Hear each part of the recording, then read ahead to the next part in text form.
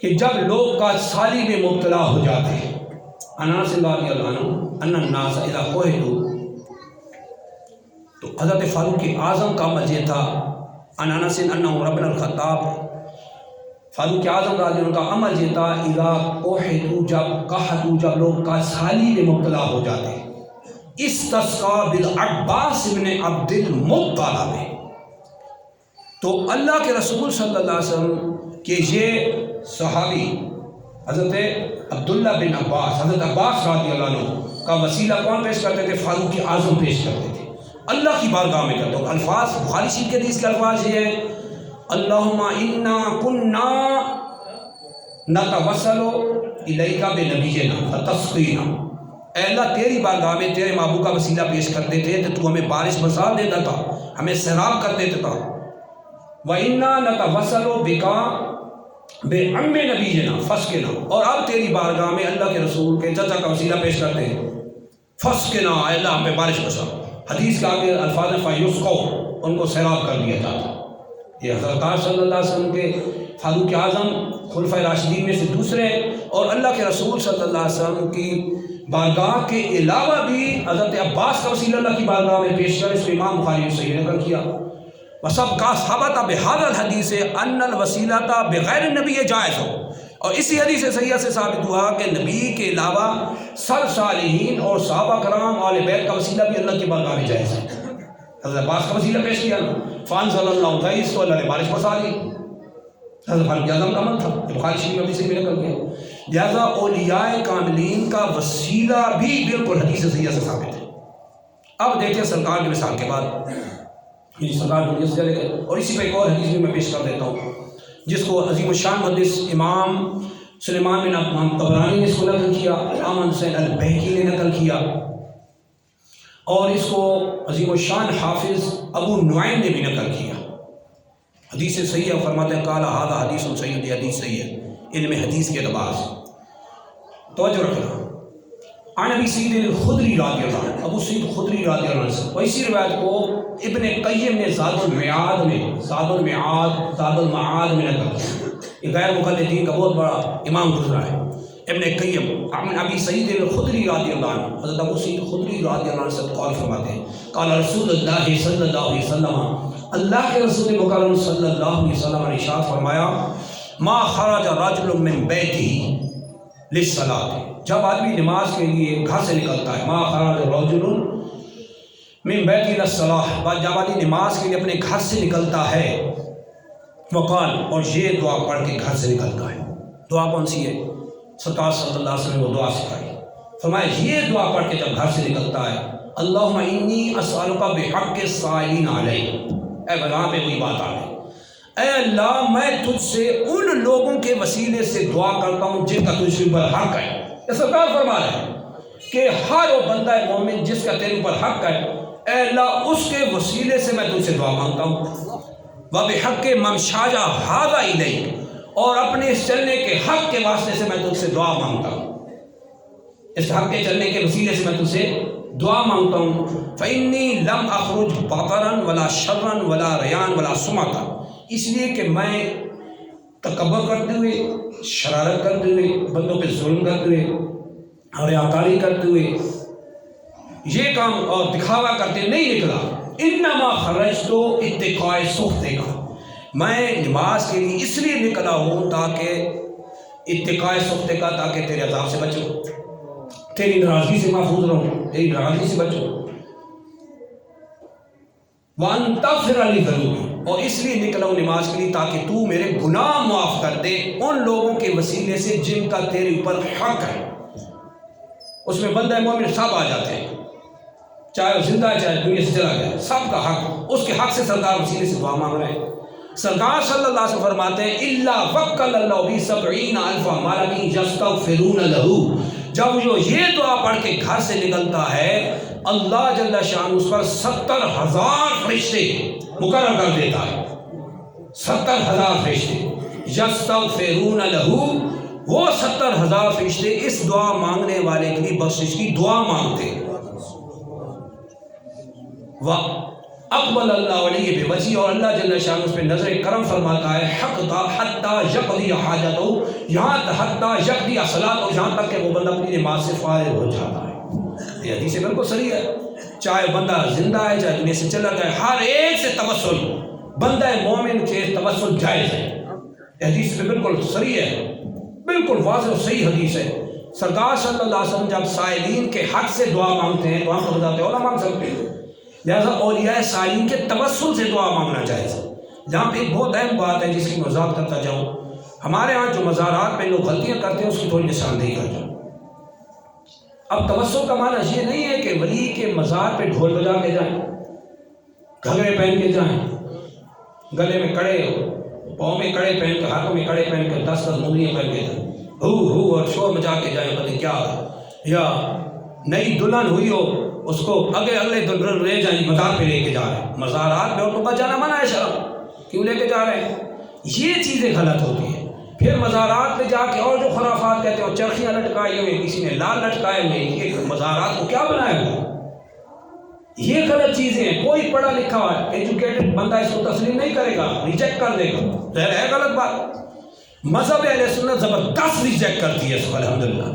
اعلیٰ حضرت عظیم البرکت مجدد دین ملت نے بڑے شد و بد سے اس کا لاگو فرمایا خرافات بدعات ہیں اظہاری، یہ کیوں لاگو کر دیے مزاروں پہ؟ اس طرح کر رہے تھے لوگ غلطیاں کرتے ہیں، سارا ملبہ اٹھا کے لوگ دیکھتے ہیں نو جی مزاروں پہ لوگ سجدہ کریں، جی اہل سنت ہے، یہ بریلوی اہل سنت یہ سجدہ کریں، اور بھائی اہل سنت سجدہ نہیں کرواتے۔ یہ وہ جو کر رہے ہیں نا ان کو پکڑو، یہ کدھر سے کر رہے ہو تمہیں کس نے سکھایا ہے؟ ہم نے کسی کو نہیں کہا کہ مزار پہ جا کے سجدے کرو، نعوذ باللہ۔ سجدہ تعظیمی بھی حرام ہے، سجدہ عبادت تو کفر ہے۔ سجدہ تعظیمی اس امت میں پیچھے حلال تھا، حرام ہے۔ یوسف علیہ السلام نے اپنے باپ کو، قرآن میں سورہ یوسف میں جب اپنے ماں باپ کو بلایا، تخت پہ بٹھایا، سارے سجدے میں گر گئے، کیونکہ وہ سجدہ تعظیمی تھا، اس امت میں جائز تھا، ہماری امت میں حرام ہے۔ ہم نے کسی کو بھی نہیں کہا، ہم پھر بار بار دہرائیں، کسی بھی کو یہ تعلیم اہل سنت نے نہیں دی، عالم نے جو صحیح عالم ہوگا، جو بدھو بیٹھا ہوگا ممبر پہ، پھر وہ تو خرافات ہی کرے گا، پتہ نہیں کہاں سے اٹھائے گا کہاں پہنچائے گا۔ بتا دیتے ہیں نا، زمین آسمان کے کلام میں ملا رہتے ہیں، نہ قرآن ہوتا ہے نہ حدیث ہوتی ہے، پھر تباہی یہ لوگ ممبروں پہ بٹھاتے ہیں نا، یہ نقصان کرتے ہیں۔ یا پھر جیلی قسم کے پیر ہوتے ہیں جنہوں نے الف با نہیں پڑھا تھا، پھر وہ بیعتیں شروع کر رہے ہوتے ہیں، پھر وہ جو غلط مسئلے بتاتے ہیں لوگ تباہی کی طرف، ان کی آنکھیں نہیں کھلتی کہ لوگ مزارات میں کیا کر رہے ہیں، یہ کیا خرافات ہو رہی ہیں، یہ کیا بدعات ہو رہی ہیں، ان کو روکیں، اہل سنت کا یہ مذہب مسلک نہیں ہے۔ لیکن وہ نہیں کرتے کیونکہ دردانے بند ہو جائیں گے، اگر ہم روک لیں گے تو لوگ دردانے بند ہو جائیں گے، پھر دکان کیسے چلے گی؟ یہ ہے ساری خرافات۔ اعلیٰ حضرت عظیم البرکت مجدد دین ملت نے اس کا بڑا سختی سے رد فرمایا، لہذا مزاروں پہ سر کے اور دولے والے امامے بھی پڑے، ہم نے خود دیکھے، سارے اٹھا کے وہاں رکھے، بھائی کیا کر رہے ہیں؟ سارے امامے اٹھا کے رکھ رہے ہیں، سارے چیزیں اٹھا کے وہاں، عجیب و غریب، اور چرخیاں لٹکی دیکھی میں نے خود، لال لٹکے ہوئے، بھائی مزار ہے کیا بدعت خانہ بنا رکھا ہے؟ اللہ کے ولیوں نے یہ تعلیم نہیں دی ہے، اس سے بیزار ہیں وہ، اور اللہ جل شان نے ہمیں جو تعلیم دی اور اللہ کے رسول نے دی، الحمدللہ ہم اس پہ اہل سنت عمل کر رہے ہیں۔ یہ اہل سنت کا اصلی چہرہ نہیں ہے، یہ کچھ اور ہے، اور نام اس پہ رکھا ہوا ہے اہل سنت، یہ کوئی اہل سنت نہیں ہے۔ لہٰذا ان چیزوں کو ختم کریں۔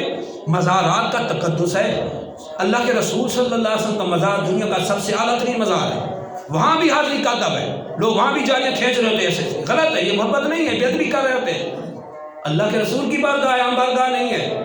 اسی طرح آگے جا کے یہ جو اولیاء اللہ جو مستند ترین اولیاء اللہ، ویسے تو ہر کوئی دفن شدہ ضروری نہیں کہ پتہ نہیں ولی ہے کہ کیا ہے، کس کو دفن کیے اوپر مزار بنائے، بڑی بڑی عجیب ہم نے دیکھے ہیں، حقائق غلط قسم کی چیزیں آئی ہیں سامنے۔ جو مستند ترین اولیاء اللہ ہیں، مستند ترین، ان کے مزار پہ بھی حاضری کا طریقہ یہ ہے کہ 4 قدم پیچھے رہے۔ 4 قدم کا مطلب سمجھتے ہیں؟ 4 گز، 4 گز کتنا بنتا ہے؟ یعنی یہاں قبر ہے تو اس صاحب پہ جائے گا بندہ، لیکن یہاں کیا ہوتا ہے؟ یہ کس نے کہا ہے؟ یہ ہمارے امام احمد رضا رضی اللہ عنہ، جن کی نسبت سے بریلوی کہا جاتا ہے، بریلوی کو مذہب و مسلک نہیں، ان کی نسبت سے کہا جاتا ہے۔ تو یہ 4 قدم آپ نے فرمایا کہ مزار سے 4 قدم دور ہو کے فاتحہ جو بھی سارے ثواب کرنے کر کے پیچھے سیدھا چلا جائے، بس۔ ہمارے یہاں غلطیاں کرتے ہیں لوگ، پھر قبروں پہ نشانی لگا رہے تھے، پتہ نہیں کیا کیا کر رہے تھے، اور لوگ نوٹ کرتے ہیں، ویڈیو بنا لیتے، ویڈیو اس کی ویڈیو بنا لیتے ہیں نا، پھر سوشل میڈیا پہ چڑھا دے، دیکھو جی یہ بریلویوں کا حال ہے، یہ اہل سنت کا حال، یہ دیکھو بدعت کر رہے ہیں، یہ سجدے کر رہے ہیں، بھائی ہم نے سجدے نہیں کروائے، یہ جو کرتے ہیں وہ پلے درجے کے جاہل ہیں، انہوں نے نہ تو کوئی تربیت پائی ہے نہ سیکھی ہے۔ ان کو چاہیے تھا کہ علماء اہل سنت کی صحبت میں بیٹھتے یا سیکھتے جا رہے ہیں۔ ہم کیا کر رہے ہیں؟ مزار پہ حاضری کا یہ طریقہ ہے، اور وہاں پہ لال لٹکائیں اور وہاں پہ جھولے لٹکائیں، وہاں پہ چھوٹے چھوٹے وہ آپ دیکھیں گے چھوٹے چھوٹے اور بھی چیزیں لٹکی ہوتی ہیں، جیسے چارپائیاں نہیں ہوتی چھوٹی بڑی، میں نے خود دیکھی اور لٹک رہی ہے۔ بھائی کیا کریں مزار میں؟ ایک بت خانہ ہے۔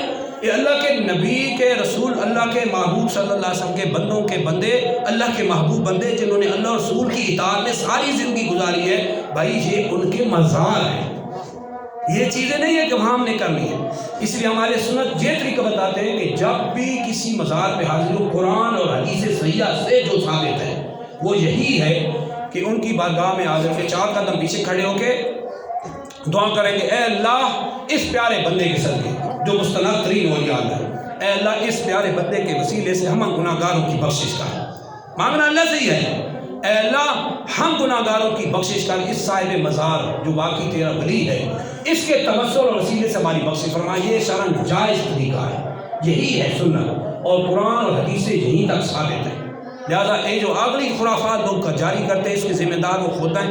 ہم اہل سنت نے کبھی کسی کو یہ نہیں کہا کہ یہ خرافات کر دو، یہ خرافات، پتہ ہی لوگ کیا کر، اچھا منع کرنے والے منع نہیں کرتے، وہ دیکھ رہے ہیں یہ کیا ہو رہا ہے، نہیں چپ، خرافات ہیں چپ، ہمیں کیا ہے ہوتے رہے، ہمارا کام چلتا ہے، لوگ پیسے آ کے دیتے ہیں، اگر ہم نے روک دیا تو وہاں جو بخشی پڑی ہے وہ کون بھرے گا؟ یہ ہماری خرافات ہوتی ہے۔ اولیاء اللہ داتا علی حجویری کی سیرت اٹھا کے دیکھیں، آپ نے کیا کیا ہے؟ سیرت پڑھیں نا ان کی، کیا کیا ہے؟ ساری عمر دین کی خدمت کی ہے، قرآن حدیث کے درس دیے ہیں، علم دین پڑھا اور پڑھایا ہے۔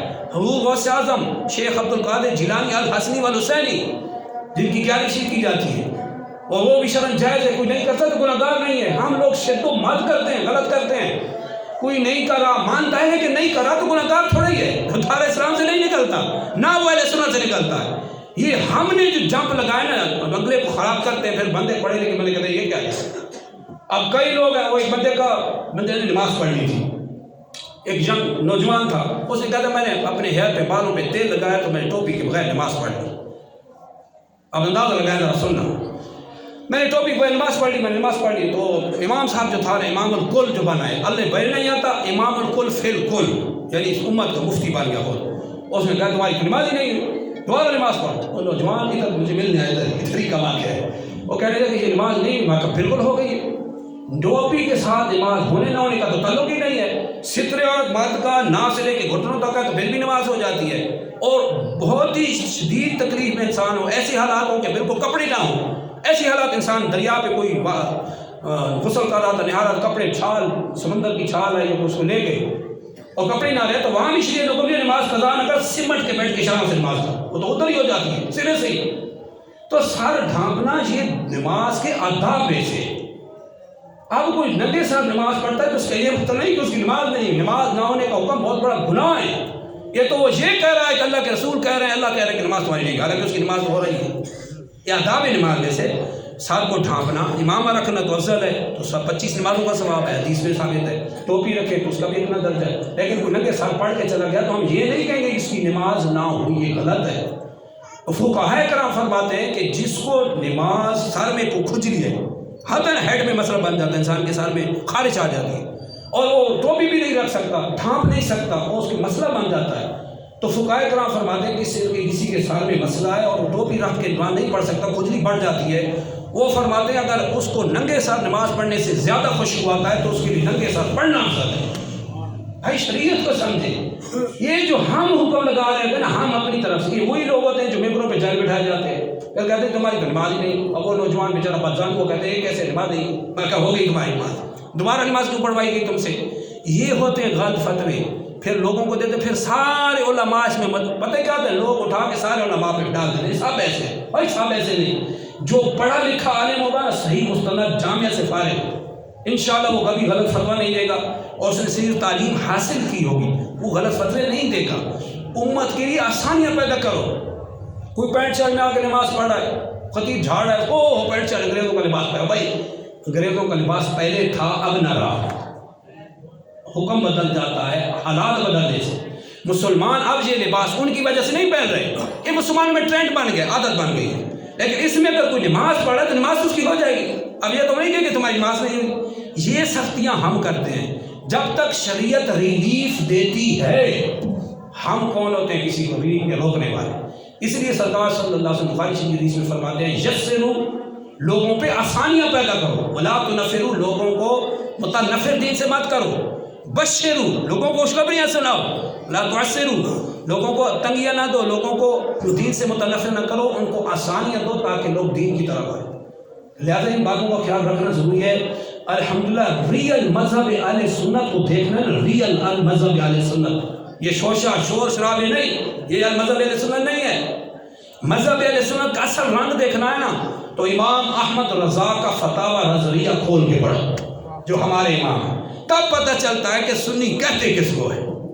اس طرح تو نہیں جو نماز ہی نہیں پڑھتا اور پھر اس طرح کی خرافات کرے کہ میں تو پکا اہل سنت ہوں. لہٰذا اس بات کی توجہ دینا بہت ضروری ہے. اللہ کی بارگاہ میں تمہیں حق سمجھ حق چلی توفیق عطا فرمائے. واخر دعوانا الحمدللہ.